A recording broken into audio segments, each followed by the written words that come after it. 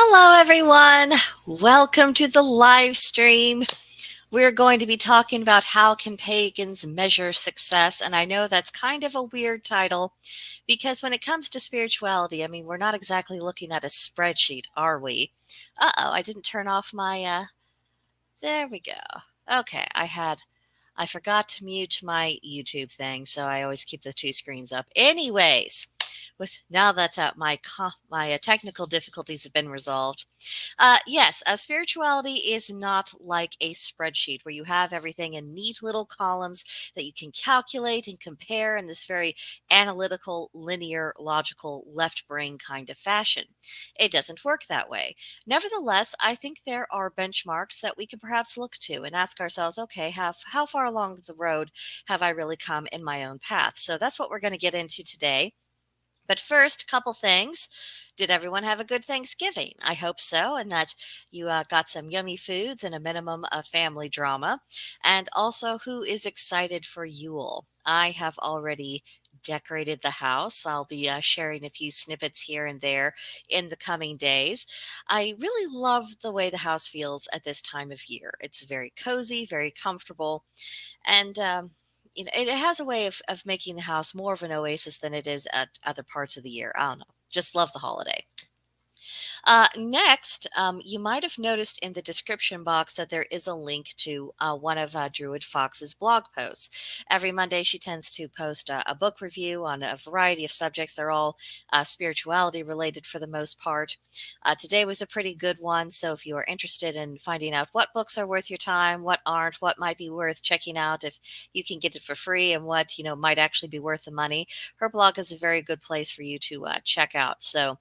Uh, like I said, it was in the description box. And if you would be kind enough to give her a like on her blog, leave her a comment, I'm sure that Druid would be very appreciative of that. And of course, if you would like to discuss books with her or meet her, she is part of the group on the Gilded platform. So that we also have, finally, I remembered to do this, to put the link to our community in the description box, so you can click on that. We have an application form that allegedly works.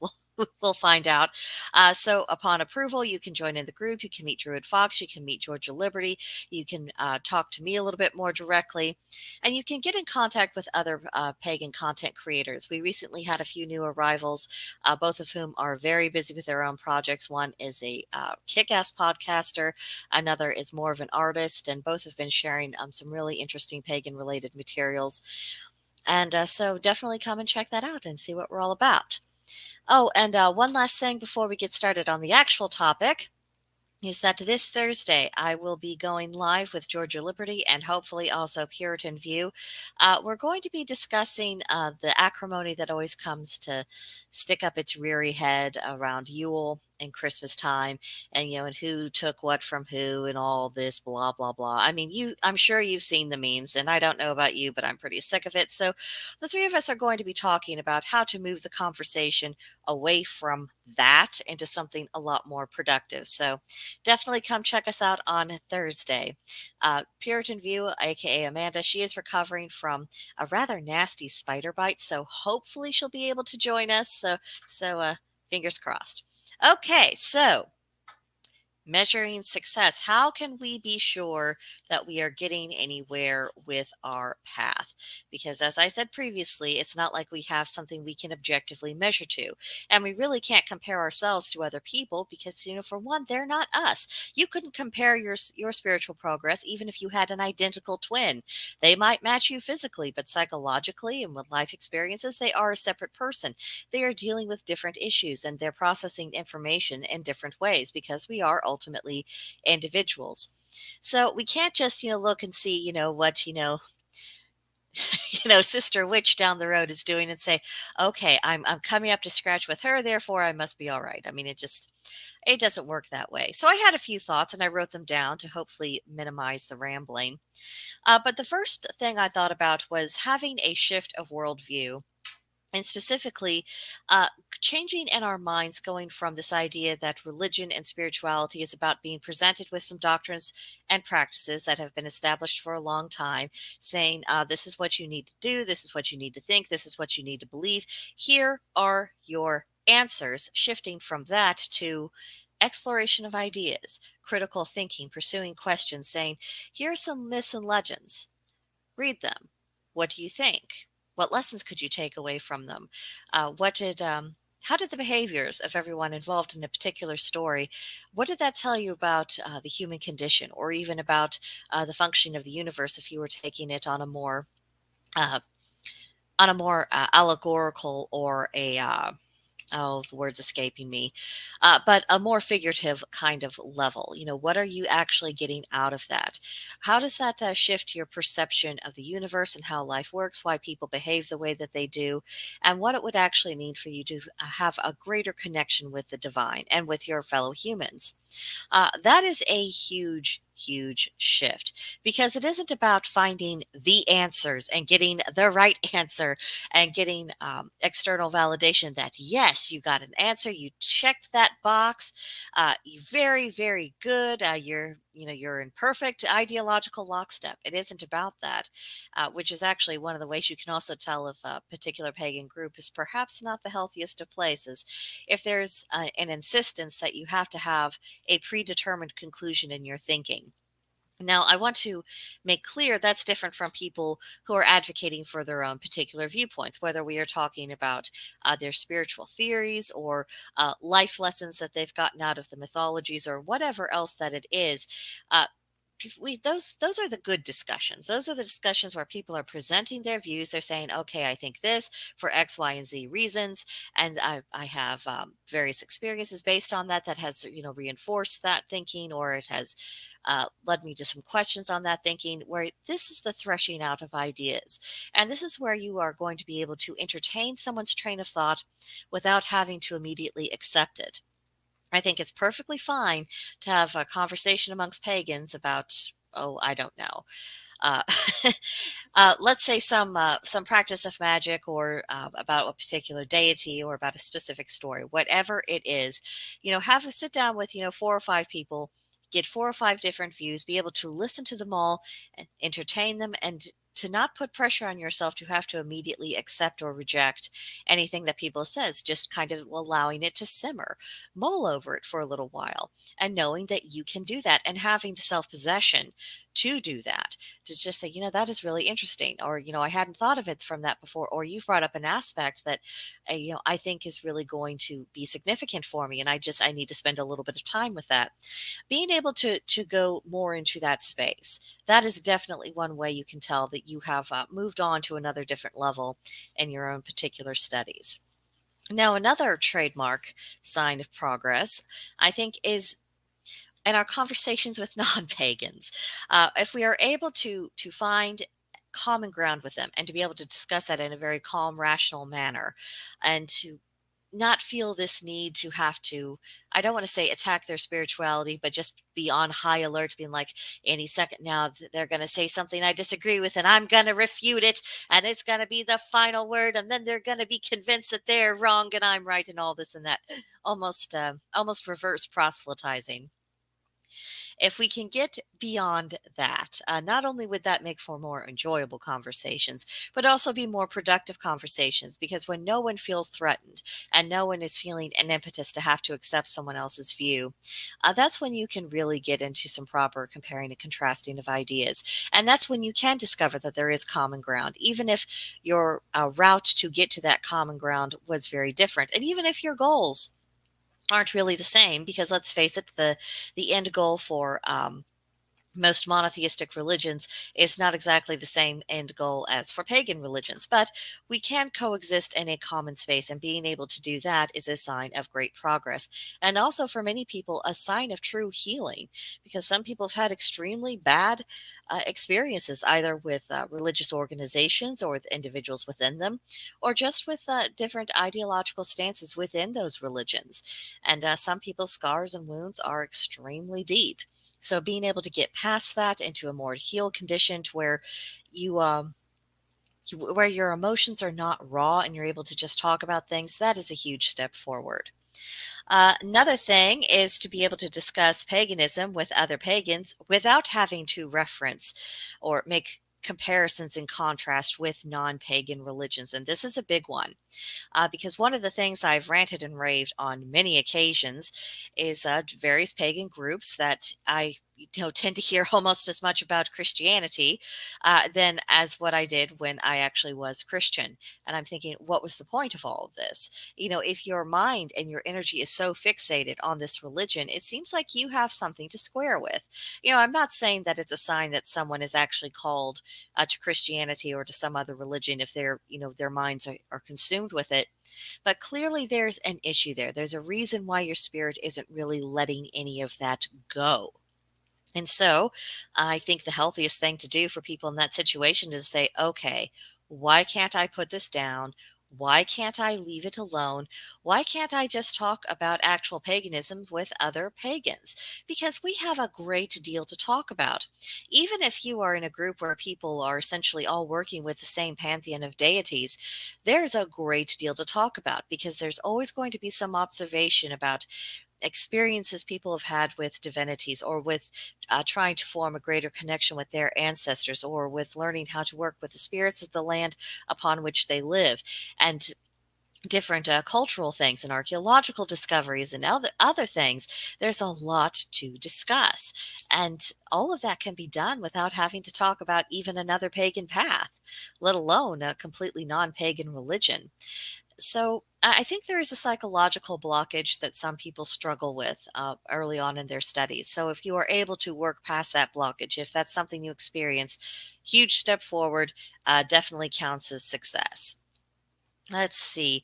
Next thing that was on my list was if you are able to break old patterns of behavior, specifically self-destructive patterns. You don't need to come to paganism and abandon your good habits. I mean, that wouldn't make any sense, especially since paganism in all of its forms is a very life-affirming religion. It is about enriching your life. It is about bettering yourself as an individual.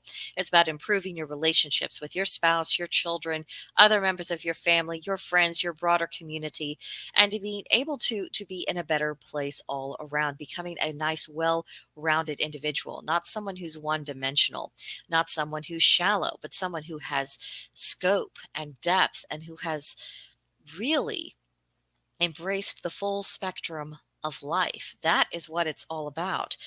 So, if you are able to break patterns of behavior that get in the way of that kind of development, if you are able to walk away from something and say, maybe this thing it's not bad in and of itself, but because of my personality type, or because maybe I'm struggling with addiction issues or whatever the problem is, maybe that's something that I personally need to walk away from, and I need to embrace different habits because that will be a healthier direction to take me in. And this is part of assuming responsibility for ourselves and saying, you know what, this is my life. And if I'm going to have a good life, I need to be proactive and I need to take the responsibility for ensuring that I am embracing good habits. And our pagan studies can do quite a bit in helping us make that particular psychological journey, because it is life affirming, because it is saying that you are going to be taking some bad with the good. There's going to be ups and downs in life, and it isn't a matter of avoiding the bad. It's learning how to handle it when those times come, and to being able to see that when there is a problem, that it's not this overarching disaster. It's something that can be handled. You can address it, or maybe you can actually evade it, or maybe you're going to have to live with it for a while, but it's never the end of the world. Things will go on, and finding comfort in the cycle of things. And it puts you in a position to where you are much more likely to say, okay, I'm in this particular spot. I'm going to learn everything I can about this. I'm going to see what this reveals about perhaps my personal shortcomings. I'm also going to see what this might reveal about my strengths or things that I can develop into strengths. And that really is a good recipe that helps stave away the possibility of experiencing true despair, or having anger without measure, or being so stressed out and anxious that it really interferes with your ability to conduct your affairs in life. And it's about not letting these things get the better of you. If you are able to go with the process and understand the value of that process, then you have made real progress and you are making a successful practice of your paganism. Let's see, next thing. This has to do with ideas. Some of our ideas are extremely simple, straightforward. You could explain it to a 5-year-old in 2 minutes, and they wouldn't necessarily get all the layers that an adult would, but they would have the gist of things. And then we have more complex ideas. We have theological tangles. We have very serious philosophical questions, and especially when it comes to the reality that all of us are dealing with very imperfect information and an incomplete historical record. And there's a lot of tension within community about, well, what is appropriate to do? How should practice really be done? What is taking from the past and being inspired about it in order to create something in modern times, and what is something that's just going off in left field and calling itself this is paganism when it actually isn't. There's a lot of struggle and tension with that. So there are complex things, and sometimes they are difficult to wrap our brains around. However, if we can continue meditating on these concepts that we at least personally find difficult, and we allow ourselves to get to the point where we have thought about it long enough, hard enough, we've incorporated various experiences relating to that particular issue, we can finally get to the point where we can distill something down to its main core ideas. So, if we can do that and then be able to communicate that to others in a very simple, straightforward way, just if it's coming up in casual conversation, you'd be amazed what comes up in casual conversation during group chats on Blackbird's Brew. But if we're able to just sit down with other pagans without having to do, a year's worth of previous research or having to consult our notes, just being able to discuss ideas and being able to explain standing for your own viewpoint and, in very simple, straightforward terms, that is a major benchmark. It is a complete victory because you're no longer just regurgitating what someone else said, or I saw that and I agreed with it, therefore I want you to see this too. And I mean, that doesn't leave open for conversation. Someone could say, "Oh, I've been thinking about shifting up how I celebrate, the next holiday on their calendar." And so I wanted to toss around some ideas, and being able to talk about ideas and having ideas to talk about again, without having to go through your books or flip through your notes or having to consult anyone else, of having enough confidence within yourself that not only do you have knowledge, but you also have experience, and that you are going to be able to bring that to the table in these conversations and say, this is what I do, this is why I do it, and without it turning into a rambly, difficult thing, then you have made huge progress in your spirituality. And I agree, it's easier said than done, but it can be done. And it can be done if we just take the time. And sometimes taking the time to get to that point with our own convictions, it means that maybe we're not spending as much time with distractions. Maybe we are, whether it's YouTube videos or normal television or other interest, or sports, or I mean whatever it is that you're into that's essentially more recreational, that it's a distraction, it's something fun for you to fill your time. Maybe we spend a little bit less time doing that and devote a little bit more time to something a little bit more serious that can be of lasting spiritual benefit. Now, I'm not advocating that we throw out our amusement. Far from it. We have a need for that. It helps restore the spirit, and also it gives us a break from all of the crazy in the world and any difficulties we might have and navigating that crazy. But we do need to keep it in its place. We need to keep things in check, and we need to be able to have something to show for our work. I mean, if we're just calling ourselves pagan and it's just a label we put on and the label doesn't really mean anything, it's time to reassess life. It really is. Let's see. The next thing is another shift in worldview that I think is pretty significant. And it's how we actually view and engage with our spirituality. One thing I've noticed ever since I was a kid is that for many people, religion, spirituality, it's compartmentalized. It's a little box that they get out, on maybe Sundays. It's not something that's really an integrated, completely interwoven aspect of their life.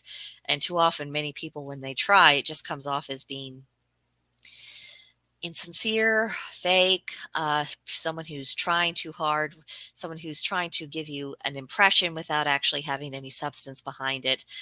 And sometimes these impressions are correct, that someone isn't what exactly what they are purporting to be. And sometimes someone is very sincere, they're just bad at expressing it. Definitely a possibility, but it is a hard thing for people to do, because it is all too easy to say, well, this thing, my spirituality, isn't really related to my job, and that isn't related to home, and that isn't related to my hobbies, and that isn't related, to this difficult relative. And so, if we view things as these separate things, then that means that we're not actually seeing how energy is always interconnected. Everything is connected to everything, and the ideas that we have in our head, including our spiritual convictions, well, those form our words, and those words become deeds, and those deeds become patterns. And it is going to affect other aspects of our lives. And the only question is whether it's consciously or unconsciously. Is it constructive or is it destructive? So if we have this awareness and we learn to conduct ourselves accordingly, that, if I really believe X, Y, or Z, then allowing that to then impact our behavior and to say, how can I best channel this particular energy? How can I direct it to where it is having a good impact on myself and the people around me? Because, like it or not, as a minority religion, when people know that we are pagan, a lot of their impressions about pagans might be based solely on their interactions with us and what they see us do. And I think it is important to emphasize that people are going to watch what we do, rather than what we say, because people can say anything. But what they actually take the time and trouble to do really tells the story about who they are, what they think is a true priority, and whether or not the ideas they give lip service to, if it's more than just skin deep. So something to think about. Next on the list is how we conduct our rituals, because of course, rituals aren't something that's just conducted by covens or specific groups. We all have rituals compose practice. Some rituals are very formal, as in, there's a very defined structure, and things are done in a certain way, and we have certain traditions associated with those rituals. And it's usually for the big important occasions, for if a big pagan gathering, or people coming together, for one of the solstices or the equinoxes or some other pagan holiday, or, a hand fasting even. There are certainly rituals for hand fastings, but those are more formal occasions that have more to do with uh, the experience of being part of a wider world and coming together as a community. And then we have informal rituals, the little things that we do to live out our paths every single day. And to the outside observer, they may not necessarily look like rituals. One example I was thinking of earlier is the practice of kitchen magic. Uh, I do a little something with dinner every single day. But does that mean that I'm getting out all of my altar tools, setting them up in the kitchen, and casting a circle and doing the whole spiel? No, no. Because it's not a formal occasion. And because honestly, when I'm putting a little bit of a blessing and onto the food that we're going to eat for dinner that night, or if I'm wanting to really bring out the magical energies of one particular ingredient.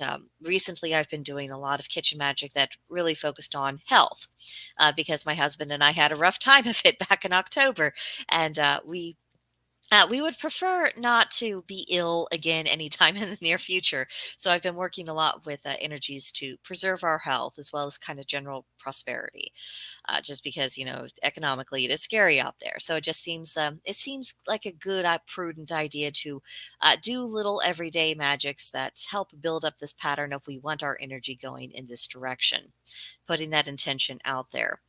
But when I'm doing this with the cooking, this essentially focusing my intention, you know, visualizing this little ball of energy that and understanding clearly in my mind what I want it to do, and then pulsing that into the food itself. That's usually sufficient to get the job done. Ritual does not have to be a big affair. It does not necessarily have to be something conspicuous. Sometimes, even the way even the way we get up in the morning, that can become a ritual of sorts. And it's not necessarily going to involve, serious, heartfelt prayer to a deity or anything else like that.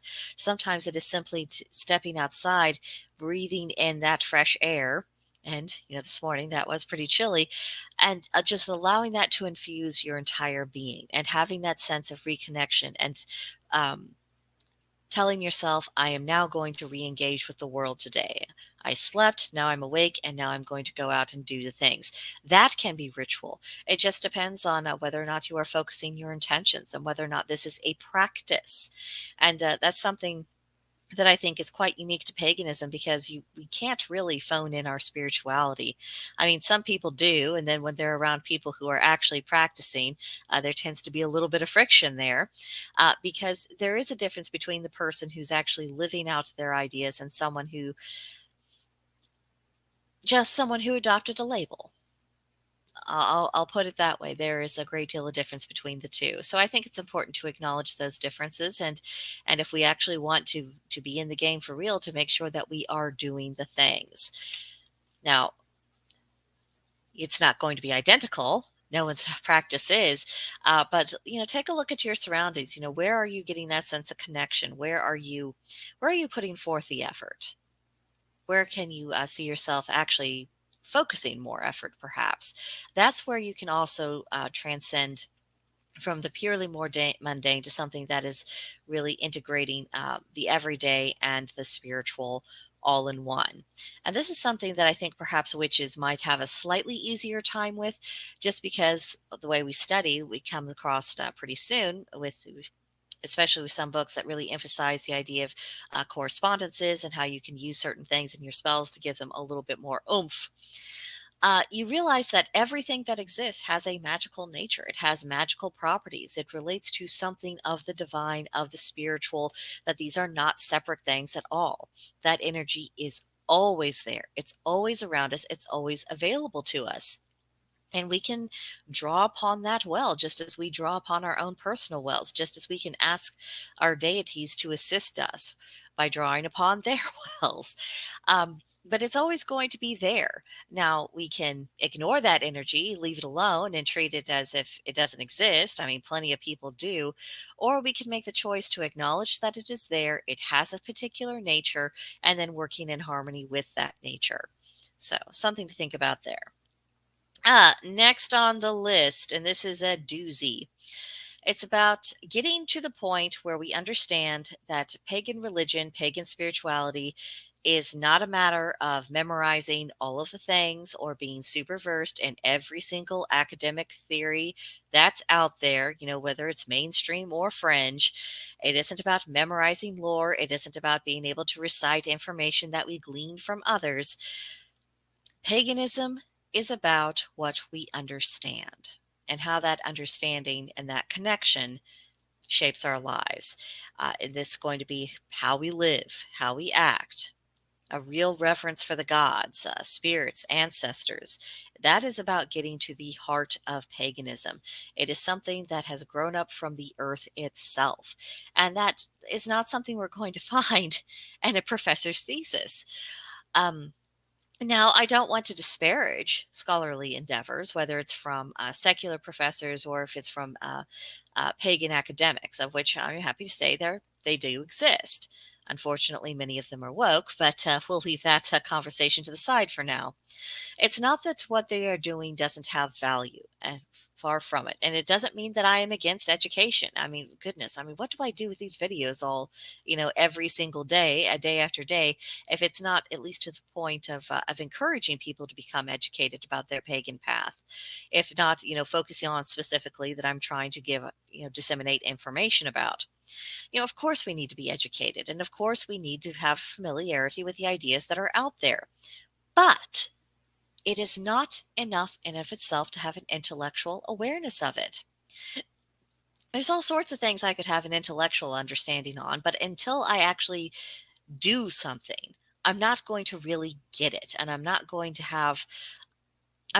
really have much useful insights about it. Okay, here's something I know nothing about: cars, engines, working on them. No idea. None whatsoever. No real ambition to learn, I'll tell you that. However, my husband is a car guy, and he has been slowly but surely trying to get me a little bit more informed about what the doohickey is and how the doohickey works and all this and that. Okay, fine. But he can tell me these things, and I might even remember them. And, who knows, I might take it into my head one day to make a proper study of it. I could read all the books, look at all the manuals, do all the things, but until I actually worked with the engine, until I did something on a deeper level with that information, could I really say that I knew it? Could I say that that was a field of expertise for me? I don't think I could. I don't think that would really be honest on my part. And it's very similar with paganism. It is in the doing that we gain our expertise. And that's when the rubber really hits the road. And a lot of our ideas, once they're put to the test, we see what ideas perhaps need to be discarded and what needs to be really embraced. And we start realizing what's going to be important for our own lives, especially as our lives continue to evolve and change. Um, for instance, before people have children, they might be focused on particular things, but then afterwards, when they do have a family of their own and they're concerned about that, of course, their spiritual practice is going to be reflective of their state of their family. I mean, how could it not be? This has always been a part of the human condition. It's only been in modern times that we kind of lost sight of that. But I think it's time that we reintroduce that idea into our heads. And then, of course, once the kids leave home, or you start a business, or you get into this other job, or you find yourself getting older, depending on the life stage that you are at, it's going to affect your practice. And it's going to uh, determine what your needs are from your spirituality, and how you express that spirituality is going to change because your circumstances change. Even if there are overarching traditions that you do stick to, there's always going to be little things here and there that's going to be adapting with the ebb and the flow, allowing that to happen and allowing yourself to say that it's okay for me to put forth effort towards this. That is a huge step forward to it. Let's see. Next on my list is arriving at the point where our spiritual growth isn't just about ourselves, and we're actually psychologically ready to be part of an active pagan community, whether that's in person, online, or however you are connecting with your people. That is a very, very big step. And again, a lot of it has to do with past bad experiences with organized religions, saying, oh, yeah, I was part of a group, or I was part of a coven, and it didn't go well, or they didn't like me, or I didn't like them, and all these other things. There's always going to be a stumbling block in many people's heads over being able to come together with other people, whether it's for socializing or whether it's for religious purposes or both. That's not, I'm not going to pretend that it's easy. When I first came out of the Jehovah's Witness cult, I wasn't sure that I would ever be prepared to have any kind of spiritual association with anyone else again. I knew I wasn't ready to jump from that and say, okay, I'm interested in witchcraft. I'm going to go find a coven and do all this and that. No, I knew I wasn't ready. I knew that I needed to heal. And I knew that I didn't have enough spiritual maturity to really go that route. But as time has gone on, and I've realized, I want, if nothing else, to be around people that, I can, say, Merry Yule, or Happy Amulk, or all these other things to, or people who also have a similar worldview, who they are looking at the world as this holistic thing where there are these interconnections and where the divine leaves its fingerprints everywhere. I want that. I want to be able to have the deeper discussions. I've learned a great deal from the deeper discussions that I've been referencing all through this live stream. I've I had more benefit from that than I have from any book on my shelf, and that's the absolute truth, because those people, they were talking from the heart, from their experiences, and we were getting into very deep ideas, and that's been enormously beneficial. And that's just not something that a person can really provide for themselves. We need that contrast of other people's opinions and their experiences and their perceptions. We don't always think in the same way. And the benefit of that is sometimes people can see things that we can't. Now, how can we be alerted that we even have some blind spots unless we have people in our lives who, are looking at things a little bit differently, kind of being our side mirrors, alerting to us, oh, there's that bump in the road, or, oh, that could be a really awesome way forward. Sometimes we do benefit from that a great deal, and we can also provide that to others. So getting to the point where we're not just all about ourselves, where we're thinking about, I want to connect. And also, I want to make sure to pass on what I have learned. That is a very important aspect of life. Whatever it is we know, whatever it is we are, learning to pass that on to the next generation, particularly the good stuff, because they need that. That's the foundation stone with which they're going to build their own worlds, and it has to be this ongoing, never-ending cycle. It's part of our task of being alive. Now, the last thing I want to touch on is this idea of getting past any notion that it's okay to be spiritually lazy or that it's okay to be lazy in general. Definitely something to delete from the brain. We need to pursue our paths. We can't wait for someone else to just come along and lead us by the hand, or to be an authority figure for us, or to guide, lead, and direct us. I mean, we can find helpful guidance amongst other pagans, but we shouldn't make someone, our guru and say, okay, I'm just going to do what they say. They're always right about this. I mean, no, no one is always right about absolutely everything anyway. So we don't want to get into that trap. We don't want to outsource our personal responsibility to develop ourselves and to take responsibility for actually walking our path. And at the end of the day, there are some things that other people can't do for us. They cannot breathe for us. They cannot actually decide what our convictions are, and they can't do the things for us that we need to do. If you're wanting to connect with a deity, one of the ways to do that is, by researching or asking for signs, looking for signs, deep meditation, just sending out that signal that you are welcoming, that you want to have that connection, that you are looking for someone who's willing to have that connection with you. No one can do that work for you. And if you practice the craft, my goodness, people can teach you things. They can tell you about things. They can give you ideas about different things to try, but they can't do the work for you. That is something that must be done for yourself. And when it comes to finding a spiritual meaning, the really big questions in life, and figuring out where is your place in the universe and how do you fit into everything else, and what does it mean, and what should the purpose of your life be, that is most certainly something no one else can be determining for you. Sometimes people can point us in the right direction, but taking those steps, fulfilling that purpose, that is something we have to do on our own. So that that's kind of my thoughts on this. If we are willing to put forth this effort and to actually take action about our spirituality and all the things I've mentioned here today, I think that is one way that we can genuinely measure our spiritual success. Again, it's not something you can put into a handy dandy chart or graph and be able to calculate percentages and things like that, but it is a way for you to reflect on where you were as compared to where you are now, and deciding if that's a place you want to be. Are you on the right track? So hopefully you found this helpful. If you have, please smash the like button, leave a comment. If you enjoyed this conversation, please feel free to share this video or any of my other videos on any social media you might be on. That's always very much appreciated. It helps get some more eyeballs on the channel. And more importantly than that, hopefully it begins discussions, because I think that's really where it's at. We all kinds of information. We are drowning in information about paganism and ideas to practice, but what we're missing is conversation. We've had too much of people talking at each other as opposed to with each other. So if discussions like this can be part of the process of jumpstarting the resurgence of conversation, in which people are having a genuine exchange and going back and forth, and getting under the skin of ideas, then that would be absolutely amazing. That is one of the big goals of this channel and of the work I do. So, uh, apart from that, if you haven't already joined us on Gilded, please do so. I do have an application form. I think it's working now. I think I've pushed enough buttons to make it actually pop up when new members want to join.